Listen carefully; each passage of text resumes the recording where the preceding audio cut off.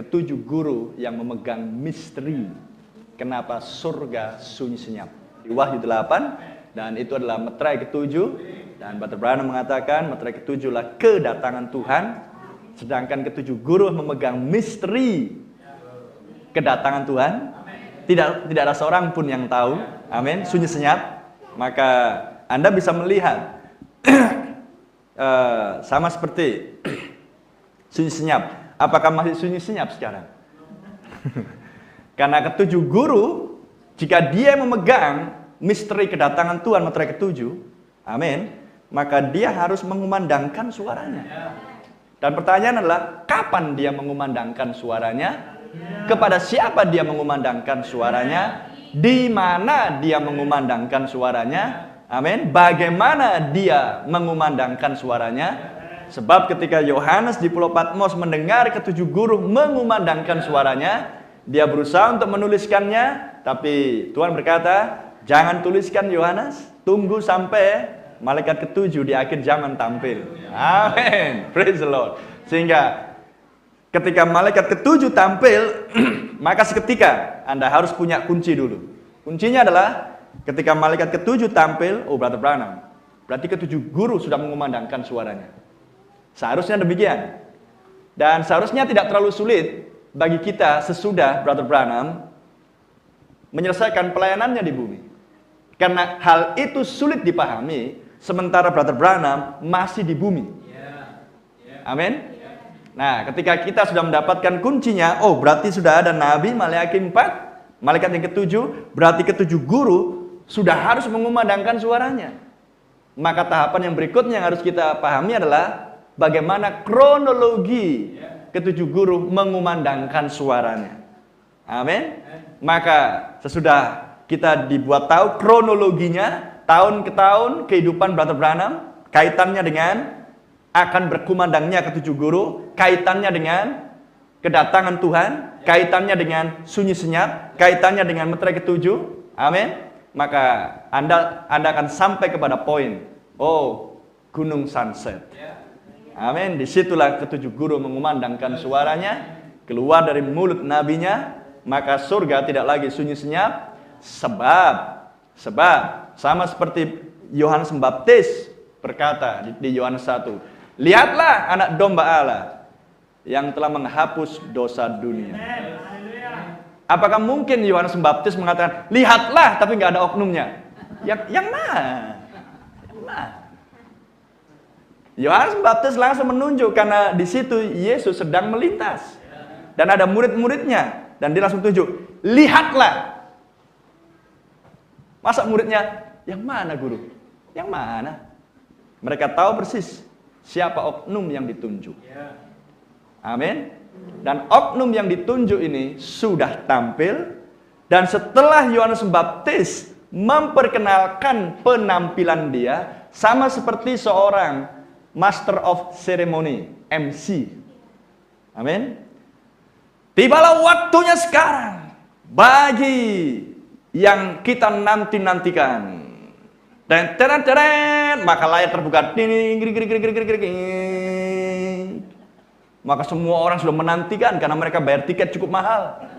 Ya? Inilah saatnya sudah tiba. Biarlah dia tampil sekarang. Tapi nggak keluar-keluar orangnya. Apakah demikian? Tidak. Seorang MC ditugaskanlah untuk memanggil keluar, mempersiapkan sebelum adegan utama, aktor utama, penyanyi utama tampil, sudah ada pendahulunya. Mungkin band-band kecil, mungkin tarian dan lain sebagainya.